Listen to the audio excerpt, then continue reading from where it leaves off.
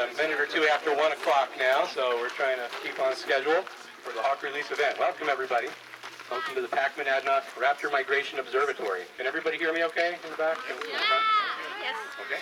Perfect, I can even see I'm Phil Brown, the Raptor Observatory Coordinator for New Hampshire Audubon.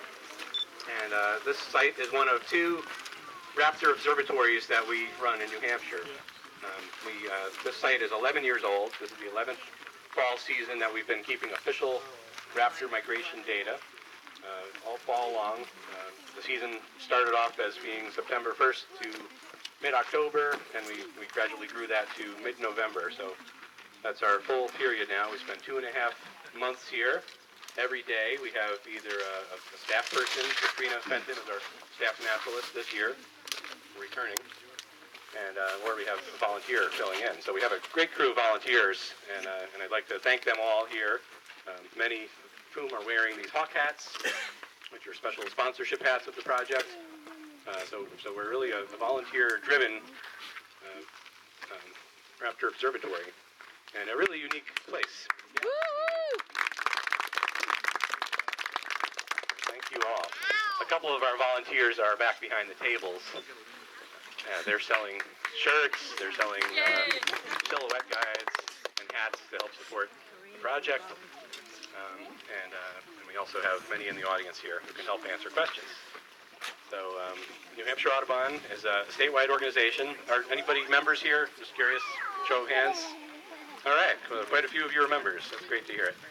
We have membership forms on the back, and our development director, Sean, is in the audience. He's back there waving his hand. Somebody you should feel free to talk to as well. Kevin Wall was here from Audubon. Is he still here? Kevin may have, oh, there he is, yeah. There's Kevin. Kevin was showing a red-tailed hawk off. Did many of you get to see that? I think most everybody here had a chance to see the red-tailed hawk that lives at the McLean Center for education purposes. That bird won't have the chance to get released back into the wild, but these 2 broad-winged hawks will.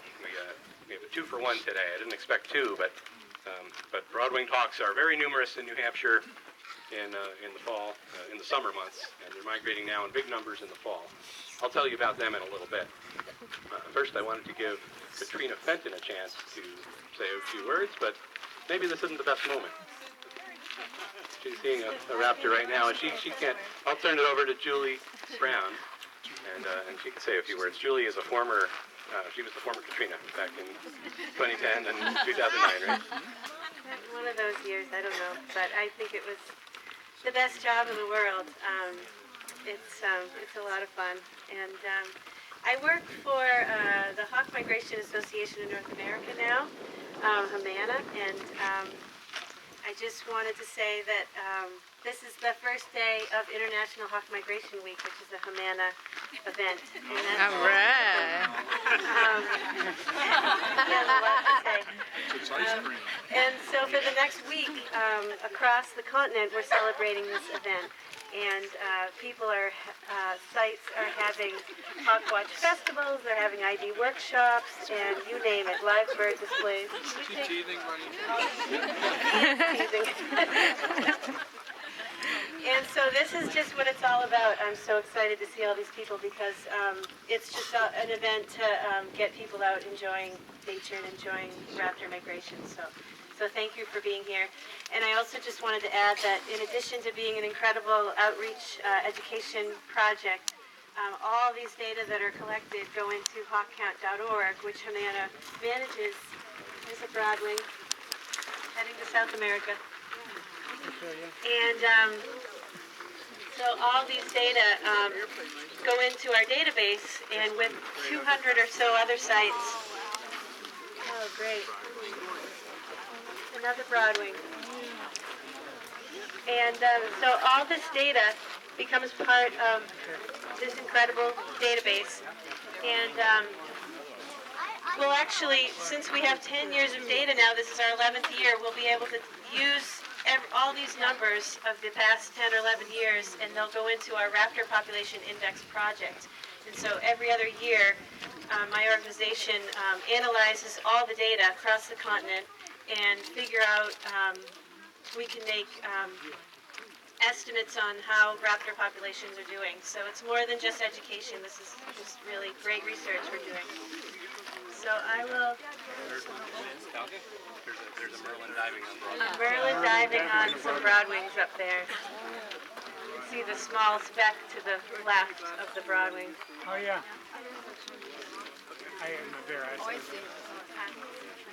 Yeah, I did. Turn it over to Katrina if she has a second. And we'll get these birds out. We can't have anybody handling them today because we don't have a license for it. So we're going to release one this way and release one that way. So we just have to have your cameras ready. One this way and one that way. Mama. Is this how the birds? Several people wanted to see kettles today. Kettles are the large groups of broadwing hawks usually that are migrating. And as Julie was saying, these birds are going to South America. That's the furthest, one of the long-distance migrant raptors that we have here. And they account for about 80% of our migratory species. There are now 5, at least 6 maybe, moving away together, starting to stream south. A few days ago, some folks up here lucky enough to see several thousand broad-winged hawks, so 7,000 in 2 days. That was the peak of the season. And we're getting close to that 10,000 raptor number for the season. So it's been a great year. We now average over 10,000 raptors a season. And looking at those numbers year to year, you can really see some of the trends play out.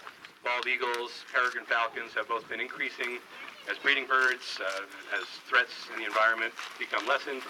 And then other threats are starting to become a reality for other species, like the American kestrel and the northern harrier, birds of open country. So do what you can to learn about the conservation efforts that are being made, and here is a great place to learn about them, talking with staff and volunteers throughout the season. So come up any day through November 15th and join us. How early are you in the day? 9 to 5 every day, sometimes longer. So Katrina, do you have a moment to talk about the season? Hello. We're off to a great start to our season. We're most of the way through our first month, and this week has been what we like to term up here Broadwing Week. We know every year between the 15th and 20th we'll see the bulk of these Broadwinged hawks heading out of New England and the Canadian Maritimes, going all the way to Central and South America for the winter. So it's always a very exciting week, but it's really just the kickoff of the season, where most of the other species are not going to be hitting their peaks until a little bit later. I have a chart down there that kind of shows that you see some species start to peak end of September into early October, and if you're up here when it's cold in late October and November, you might get to see some big movements of red-tailed hawks, red-shouldered hawks, and have a good chance of seeing a golden eagle or something else coming out of the north. This season, so far, we've had just spectacular flights of these broadwings. We have our 3rd highest September total for broadwing hawks for the season, what that pack has ever recorded in September. And there'll be more. We usually get our last broadwing sometime around the 2nd week of October. All the other species seem to be tracking right about average for where they should be at this point, so we're looking forward to seeing what the rest of our time up here brings. Yeah, we haven't had any strong cold fronts yet. Oftentimes we'll get large movements of hawks after a cold front sweeps through. We'll have a few days following of northwest wind, which is kind of the ideal wind for migrants from this site. They don't like flying into a strong headwind. Today we've got wind out of the south, which is a bit of a headwind, but it's light enough that it's not really breaking up the thermal activity. So weather plays a huge role into what we're seeing and when the best time to be up here is. But I like to say the best time to be up here is whenever you can. Absolutely. Thank you, Katrina. One last word of thanks. I wanted to thank our sponsors. It takes funding to make this project happen year after year, and collecting data in a consistent manner, reaching out to thousands of people each fall with education programs. We do volunteer education programs right now, and I'd like to thank the Gilbert Verney Foundation, Nature's Green Grocer, and the Mountain Corporation for major support this year. We've been reaching out to the community more and more, and they're responding to this great project. Also, Jack Daniel's Motor Inn and Grappelli's Pizza, both locally in Peterborough, have assisted with the project this year. So thanks to everybody who contributes. So, big round of applause. And finally, we'll get to the bird. Broad-winged hawks. As Katrina said, they nest in Canada, in the northeast U.S., and they're heading very far south. They're making these migrations in huge numbers, and they'll mostly be gone soon. We're going to be letting 2 of these guys out. Probably won't have too much of a chance to see them, except maybe in the air. So the first one, you want to Get up there, go right ahead. I think out in this direction. We'll do one in that direction. Doesn't need to turn around. Give it a chance to that round. Okay. This one is ready, Kevin says. So this bird is the adult. This one's the one the second one. Okay. This bird, there's a bit of a history on it. This bird was found in Ware, New Hampshire, July 16th this year. It was found on the ground by Paul Haig, right around Horace Lake in Ware. And we know it's a female bird, and for the first time in our years of doing the releases, we have banded these birds. So we'll be able to track and re-site or recapture these birds if they're ever seen or sighted again. We might have a good indication that where it's going. So 1.5% of these broadwing hawks that are banded will be resighted or recaptured. That's the data we know. Okay, so let's do a countdown here on the count of 3. And let's delete it. You guys? 3, 2, 3, 2, 1.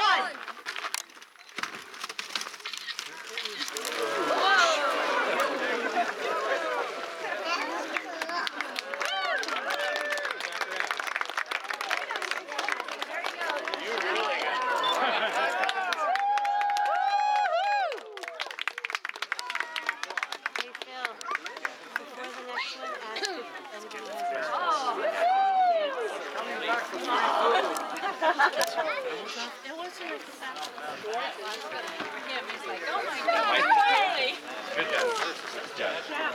So we can tell that this is a juvenile bird. We know it's a female, but we also know visually that it's a juvenile or first-year bird because it has streaking, ground streaking, from generally the head and neck down towards the tail, vertically on the body. Can you explain why you release them this time of year? Oh yeah. It's the perfect time to release a broadwing hawk because they have to join the crowd so they can get where they're going. These are going a long distance. Maria Colby from the Wings of Dawn is the rehabilitator. She's in Henniker, New Hampshire. She rehabilitates all different types of birds, including possibly an emu. Has anybody heard about the emu? I don't know if she hasn't yet, but they're trying to get it to her. I wanted to open up the floor to any kids in particular who have a couple of questions about broadwing hawks. Does anybody have a question that they want to ask? Question back there, can you shout it out?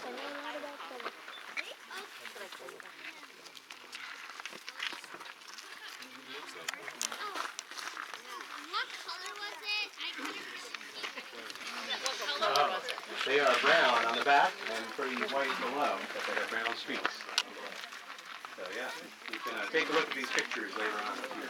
This is going out this way. Sure, yeah. I requested to mention the New Hampshire Young Birders Club, the Harriers, named after us. We have information on Young Birders. Cynthia is one of the coordinators, and talk to you about the Young Birders Club, open to all youth. Okay. Any other questions kids might have? One more question? Go the other directions. Yes. One more question? Okay. Shout it out. How fast can they go? Oh no, I'm stumped. I know about peregrine falcons, but I don't know about them. Really fast. 60, 100. Depends on the sail wind. Yes. These birds are banded. We have Jay Barry, who's a licensed bander, who was able to band the bird for us this year. For the first time ever. So I think these birds are anxious and ready to go. both of you kids who ask questions, go up there and get a free t-shirt. So thanks a lot. You're doing great. And you want to let this one go in that direction? Yes. Okay, who wants to do the countdown for this one? Does anybody want to say 3, 2, 1? How about the kids down here? You want to say 3, 2, 1? Really loud. Can I say it all together? 3, 2, 1.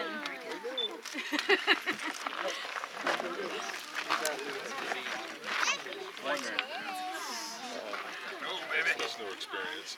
Bird's a little shy. I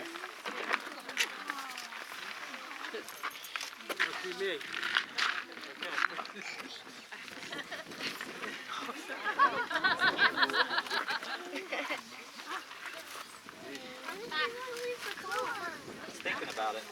Maybe a little frightened. Let's keep away from the opening though. There's space for it to go.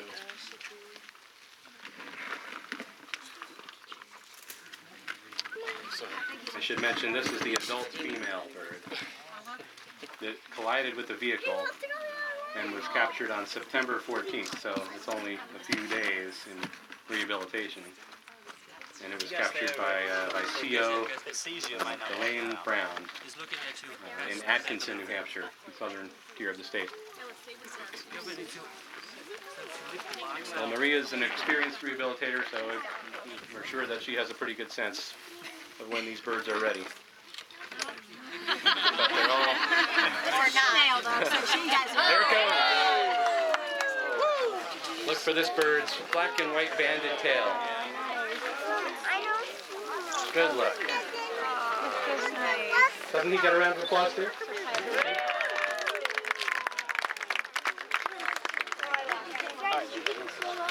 Looks like it's out of view. Thank you everybody for coming out today.